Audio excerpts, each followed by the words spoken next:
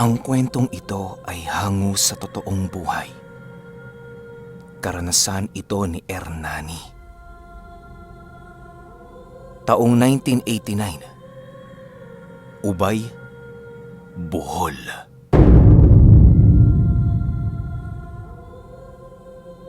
Itong mga panahong ito, kasalukuyang naghahanda itong si Ernani upang tumungo ng ibang bansa. Yun na lamang kasi ang kanyang nakikitang paraan para maitaguyod at maiahon sa kahirapan ang kanyang pamilya. Masakit man ito sa maiiwan niyang anak, subalit walang pagpipilian itong si Ernani kung hindi ang gawin ng bagay na yon. Kahit labag sa kalooban ng kanyang asawa ang siya ay magpaalipin sa ibang bansa, wala itong kakayahan upang siya ay mahadlangan at akuin ang lahat ng responsibilidad para sa kanilang pamilya. Habang hindi pa umaalis itong si Ernani, ninais na muna nilang maghanap ng ibang trabaho sa kanilang lugar. Subalit dahil sa kawalan ng edukasyon nito, hirap silang humanap ng angkop na trabaho na ikagiginhawa ng kanilang mga sarili. Isang buwan bago umalis itong si Ernani, panay na ang ginagawa niyang pagbisita sa kanyang mga magulang. Alam niyang hindi na niya kayang ilihis ang landas na naghihintay sa kanya, kaya na may matinding pagpapaalam na ang ginawa nitong si Ernani. Bukod sa ilang taon niyang hindi makikita ang kanyang mga anak at asawa, ay hindi din masisiguro ni Ernani na uuwi siyang ligtas sa kanila. Maaari din kasing mapahamak siya sa lugar na yon kung magkataong isang malupit na pamilya ang kanyang mapapasukan.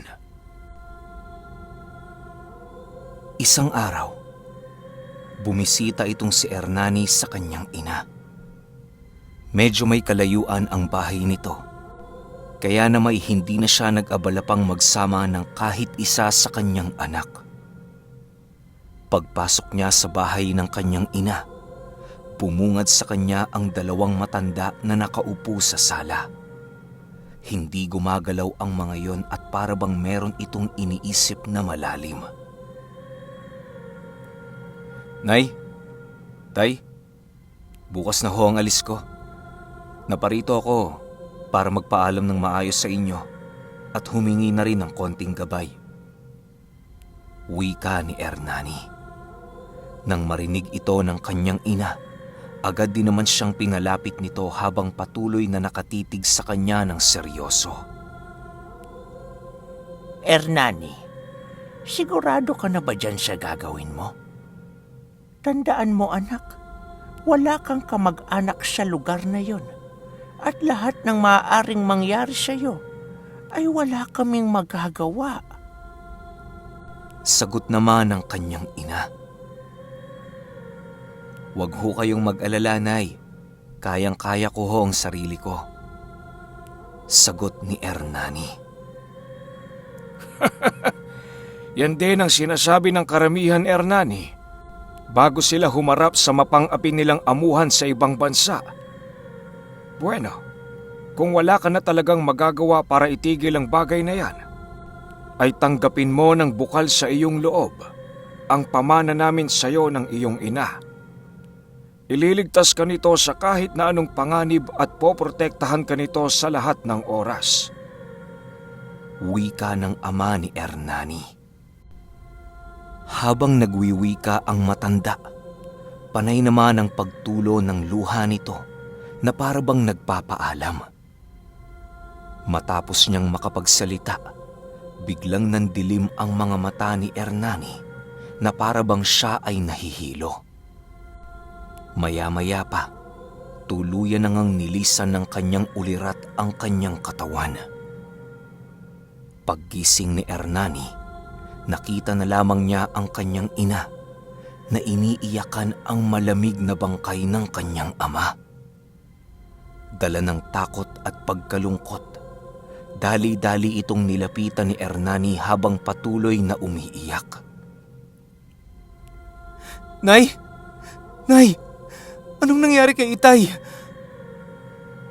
Nag-aalalang tanong ni Ernani. Magpakatatag ka, Hernan. Hindi dito nagtatapos ang buhay ng iyong ama. Pakatandaan mo na magmula sa araw na ito, kayo ay iisa na. Sagot naman ng kanyang ina. Kasabay ng pagwika nito, ay siya namang pagbili nito kay Ernani na wag nang ipagsabi ang biglaang pagkamatay ng kanyang ama. Itinago nila ang bagay na yon hanggang sa dumating ang puntong matagumpay na itong nailibing ng kanyang ina. Dahil sa gulong-gulo noon ang isipan ni Ernani, doon inilahad sa kanya ang tungkol sa totoong nangyari sa pagkamatay ng kanyang asawa. Ayon sa kanyang ina, namatay ang asawa niyang yon sa kadahilanang ipinamana na nito ang bertud na pagmamay-ari niya. Yun na lamang ang naisip nilang paraan upang patuloy nilang maprotektahan ang kanilang nag-iisang anak. Nang marinig ni Ernani ang naging kwento nito, ay halos hindi niya magawang paniwalaan ang kwento ng kanyang ina. Sa pagsapit ng hapon noong mismong araw, agad namang nagpaalam si Ernani upang paghandaan na ang kanyang pag-alis kinabukasan.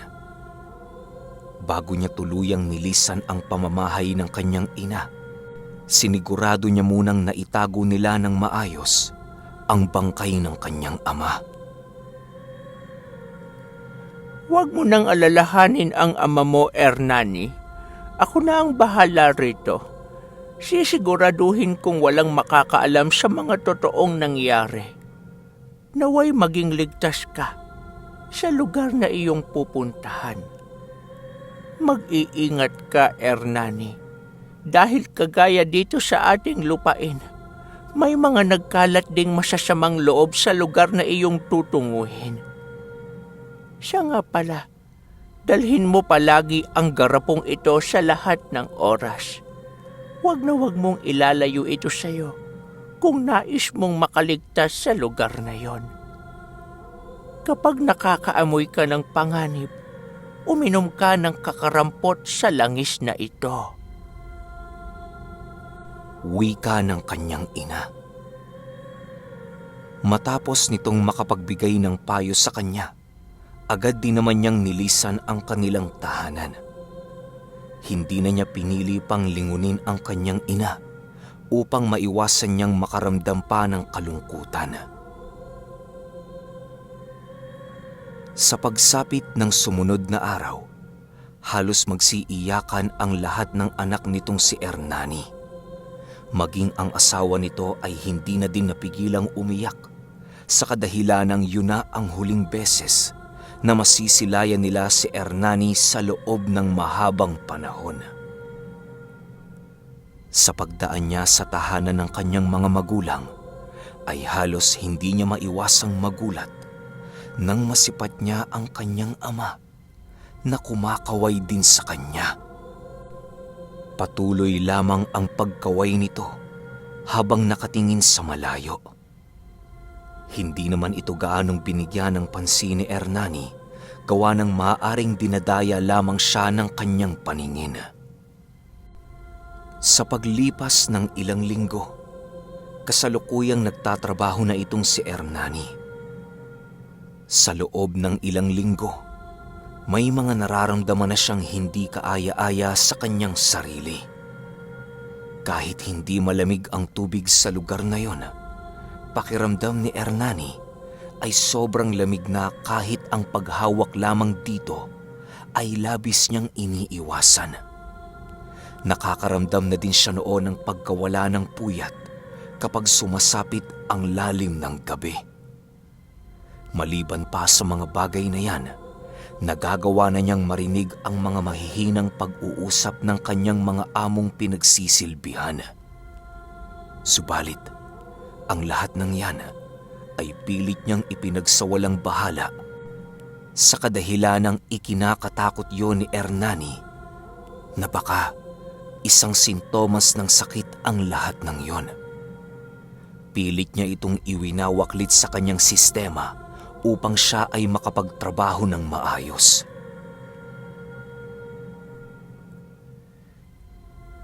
Isang buwan pa ang lumipas. Naging maayos naman ang pagtatrabaho ni Ernani sa ilalim ng mga Arabo niyang amo. Masayahin naman ang mga ito, subalit hindi siya nito gaanong pinapansin at kinakausap. Animoy ang tingin nito sa kanya ay hindi natataas pa sa isang kagamitan. Hindi naman yun problema kay Ernani dahil ang importante sa kanya ay ang makapag-ipon ng pera.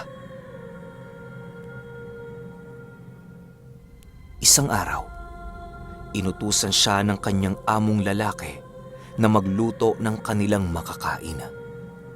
Agad naman siyang tumungo noon sa kusina upang ihanda ang utos nito. Nang matapos na niya ang lahat ng kanyang gagawin, agad naman niyang inihanda ang ipinaluto nitong pagkain. Pagtikim na pagtikim ng Arabong yon, bigla naman itong tumingin ng masama sa kanya na para bang hindi nito nagustuhan ang pagkain kanyang inihanda. Maya-maya pa, bigla siya nitong nilapitan at walang pagdadalawang isip na siya ay pinagbuhatan ng kamay. Sa lakas ng pagkakasapak nito, ay halos mawala ng wisyo si Ernani habang dahan-dahang bumabagsak sa sahig ng kanilang bahay. Matapos ang mga pangyayaring yon, ay siya namang pagkaladkad sa kanya ng kanyang amuhan patungo sa kusina. Halos magsisisigaw na noon si Ernani dahil sa sakit na kanyang nararamdaman. Subalit kahit anong sigaw ang gawin niya, patuloy pa rin siya nitong hindi pinakikinggan. Nang marating na nila ang kusina, kinuha ng Arabong yon ang kawang kanyang pinaglutuan at binuhos sa kanya kahit ito'y mainit-init pa. Nang humaplos sa balat ni Ernani ang mantikang yon, ay wala na siyang nagawa kung hindi ito ay tiisin habang siya ay gumagapang papalayo sa Arabo. Bago pa siya nito tuluyang tantanan, ay pinabaunan pa nito si Ernani ng isang tadyak sa tagiliran. Sa puntong yon, pilit na pumapasok sa kanyang isipan na maaaring hindi na siya makauwi ng buhay sa kanyang naiwang pamilya. Sa pagpasok ni Ernani sa kanyang silid, patuloy siyang umiiyak habang dahan-dahang nilalapatan ng pamunas ang kanyang balat na nasunog ng mantika. Habang umiiyak noon si Ernani, panay naman ang pagsambit niya ng pangalan ng kanyang ina hanggang sa dumating ang puntong naalala niya ang bili nito. Walang sabi-sabi, agad na kinuha ni Ernani ang langis na bigay ng kanyang ina at walang pagdadalawang isip na ito ay inumin. Pagkainom na pagkainom noon ni Ernani, bigla na lamang nakaramdam siya ng kung anong bagay na patuloy na gumagalaw sa kanyang tiyan. Umiikot-ikot yon hanggang sa sumiksik na yon sa kanyang dibdib. Matapos ang mga pangyayaring yon, bigla na lamang naramdaman ni Ernani ang dahan-dahang pagkawala ng hapdi sa kanyang buong katawan. Pagsilay niya sa mga sunog na parte ng kanyang balat, bumungad sa kanya ang maiitim na likido na siyang naghihilom sa mga ito. Gulat na gulat noon si Ernani nang biglang nawala ang lahat ng bakas ng kanyang sugat sa kanyang buong katawan. Maya-maya pa, bigla naman siyang natigilan nang makarinig siya ng isang boses na nagsasabing, "Ernani, mahusay ang iyong pasya na gisingin ng mahimbing kong pagkakatulog. Ngayong tayo ay napag-isa na. Wala nang imposible para sa atin. Sabihin mo lang kung sino ang mga taong balak mong gantihan at ako na ang bahalang gumawa nito para sa'yo. Nang marinig ni Ernani ang tinig na yon, agad naman siyang napaupo sa kanyang higaan. Biglang naglakbay ang kanyang kaisipan na parabang naghahanap ito ng kasagutan sa nilalang na kumausap sa kanya. Ilang oras pa ang lumipas, bigla naman siyang tinawag ng kanyang babaeng amo upang utusang maglinis sa hardin ng kanilang tahanan. Sa paglabas niya sa kanyang silid, maigi siyang tinitigan ng lalaking nanakit sa kanya upang pagmasdan ang mga natamo niyang pinsala sa kanyang katawan. Ngunit kahit anong pagsipat ang gawin nito, bigo siyang matunto ng kinaroroonan ng mga sugat na natamo ni Ernani. Nang mapagtanto niyang wala namang sugat ang kanilang kasambahay, doon na niya ito tinantanan. Sa paglipas pa ng mga araw, naging mahirap na ang buhay ni Ernani sa kanyang tinutuluyan. Kapag wala ang asawa nito sa kanilang bahay, ay palagi siya nitong minamaltrato at ginagawa ng hindi magagandang bagay. Kung hindi siya nito sinasabuyan ng mantika, ay pinapalo siya nito sa ulo kapag dumating sa puntong nakitaan siya ng mali sa kanyang pagtatrabaho. Wala namang nagagawa noon si Ernani kung hindi ang tanggapin ng bagay na yon para mailigtas ang kanyang sarili. Sa isip niya, ilang taon na lamang ang daraan, kaya mas mainam na ito ay kanyang pagtiisan. Habang patuloy siyang minamaltrato ng Arabo, doon na dahan-dahang napansin ito ang hindi pagkakaroon ng pasa ni Ernani sa kanyang katawan. Sa pagkakataong yon, alam na ng Arabo na hindi na siya namamalikmata, gawa ng alam niyang malalakas na ang tinatanggap ni Ernani na mga suntok na nanggagaling sa kanya. Isang araw, pag-alis ng asawa ng Arabo, bigla siya nitong nilapitan upang magtanong sa kung ano ang kanyang sikreto. Nang marinig ni Ernani ang sinabi nito, ay pilit siyang nagbingi-bingihan sa harapan ng Arabo. Sa puntong yon, alam na ni Ernani na walang saysay ang makipag-usap sa demonyong palagi siyang hinahanapan ng mali sa kanyang trabaho. Ilang minuto pa ang lumipas, bigla namang nakaramdam ng pang-iinsulto ang Arabong yon dahil sa ipinapakitang asal sa kanya ng kanilang kasambahay. Walang ano-ano, bigla na naman itong sinapak si Ernani na siyang naging sanhi upang mapahandusay na naman ito sa lupa. Dahil sa galit noon ni Ernani, hindi na niya nagawa pang mapigilan ang kanyang sarili.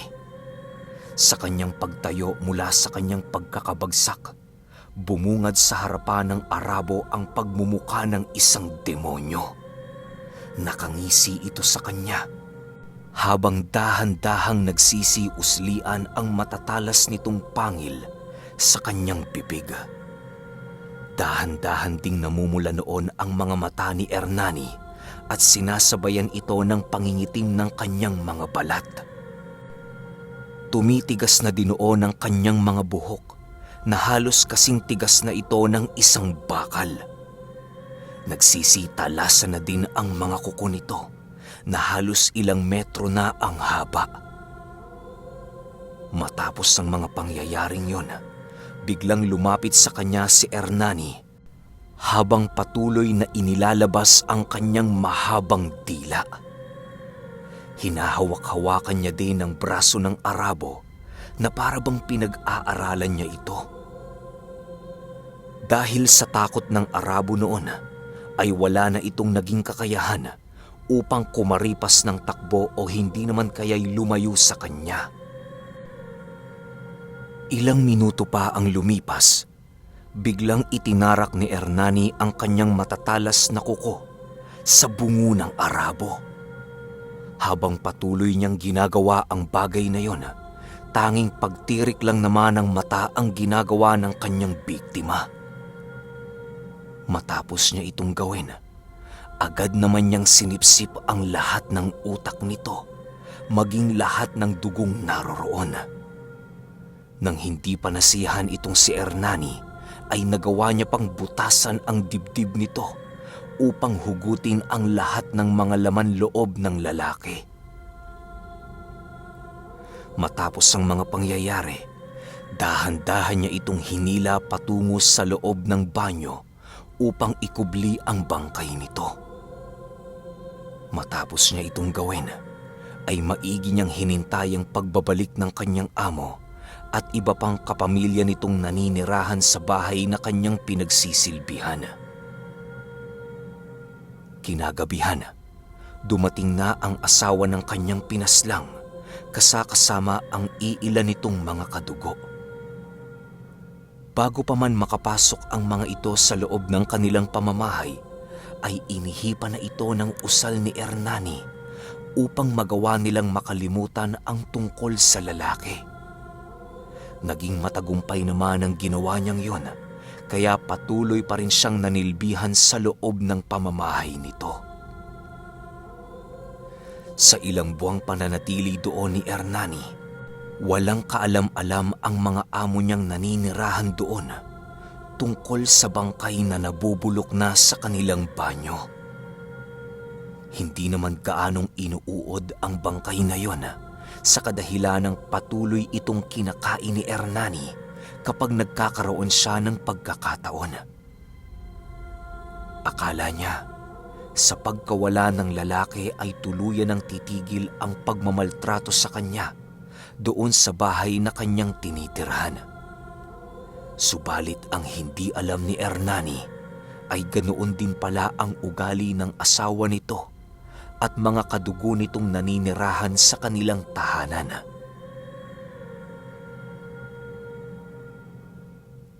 Isang araw, nagkataong walang trabaho ang lahat ng kanyang pinagsisilbihan. Naging abala noon si Ernani, gawa ng may okasyon sa kanilang inihahanda. Sa paglipas ng oras, purong paglalasing ang ginawa ng mga ito at pagsisiyahan. Nakaantabay lang naman noon si Ernani sa kung ano ang iuutos ng mga ito sa kanya. Ilang minuto pa ang lumipas, biglang lumapit ang isa sa kamag-anak ng kanyang asawa na para bang meron itong binabalak sa kanya. Masama kasi ang titig nito at panay ang paghaplos nito sa kanyang buhok. Maya-maya pa, biglang inaya ng Arabo si Ernani patungo sa kusina. Meron umano itong ipagagawa sa kanya, kaya na may wala na siyang nagawa kung hindi ang sumama. Pagdating nila sa lugar na yon, laking gulat na lamang ni Ernani nang magtangka ang lalaki ng hindi kaaya-aya sa kanya. Ilang ulit siya nitong pinilit, subalit patuloy pa ring tumatanggi at naninindigan si Ernani. Dahil sa galit at kabiguan noon ng lalaki, ay wala na itong nagawa kung hindi ang gamitan siya ng dahas upang masunod ang nais nito.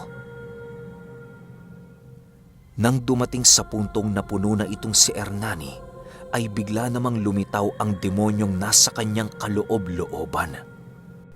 Kisap mata lamang noon ang pagitan nang biglang bumulwak ang dugo nito sa kanyang lalamunan. Wala nang nagawa ang lalaking yon kung hindi ang humandusay sa sahig habang hawak-hawak ang kanyang lalamunan. Ilang minuto pa ang lumipas, tuluyan na ngang binawian ng buhay ang Arabo.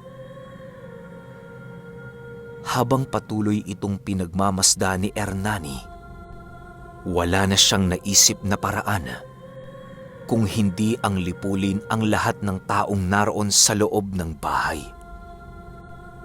Halos hindi na niya kasi magawang pangibabawan ang kanyang sarili sa tensyon nitong nararamdaman. Palagi na kasing naghahanap noon ng laman loob itong si Ernani magmula noong nagawa niyang mapatay ang Arabong nagmaltrato sa kanya. Paglabas niya ng kusina, laking gulat na lamang ng mga taong nagkakasiyahan roon nang masipat siyang nababalot sa dugo at ibang-iba na ang pagmumuka.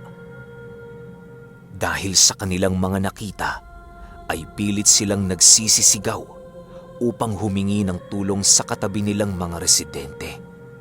Subalit bago pa marinig ang mga ingay doon, ay nagawa ng mapaslang ni Hernani ang lahat ng Arabong naroon.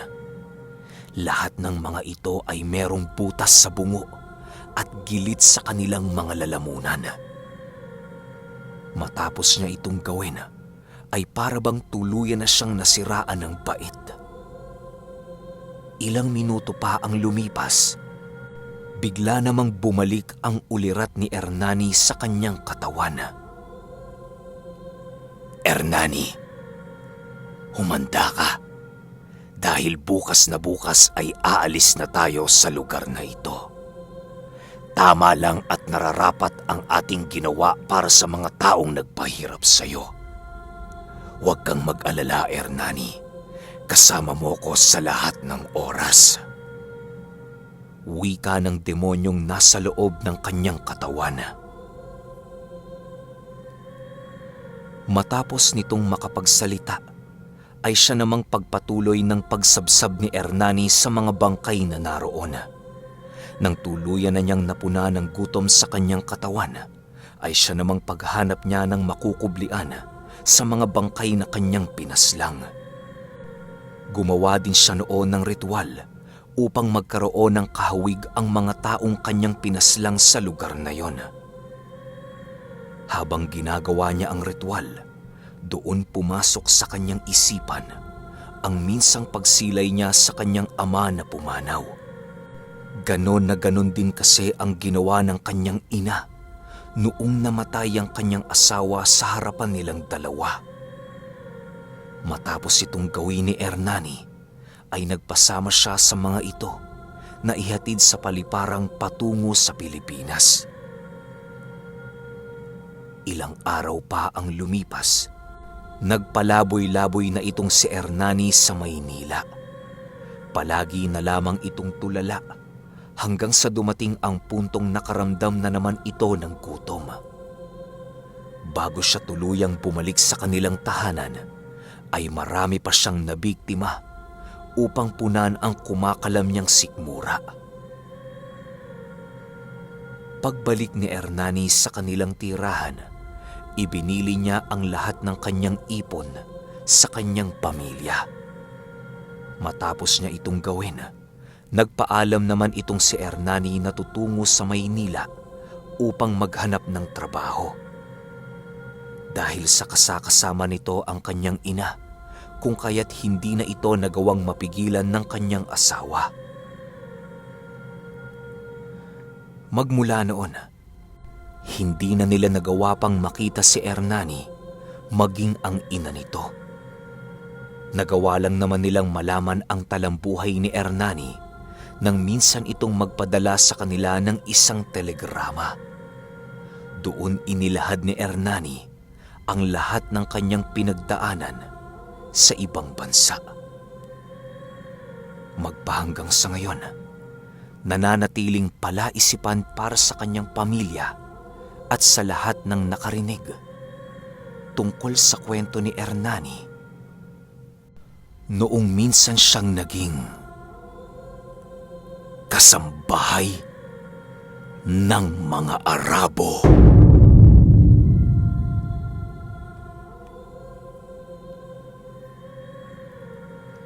Okay, opinyon ko sa kwento. Grabe no, tumawid na tayo ng dagat, tas kwentong aswang pa rin. Grabe, solid na solid yung karanasan ni Hernani. Yun nga lang, hindi natin alam kung saan na siya napunta. Tapos sabi nga dito sa kwento, yung kwento ni Hernani, napagpasapasahan na ng kung sino-sinong tao. Malamang merong dagdag bawas tong kwento na to. Pero solid, napakagandang kwento. Kakaibang kwento na naman ang napakinggan nyo sa channel na ito. Pero kayo, kung may opinyon kayo sa kwentong ito, i-comment nyo lang sa baba. Yun lang. Hanggang sa susunod na kwento. Salamat.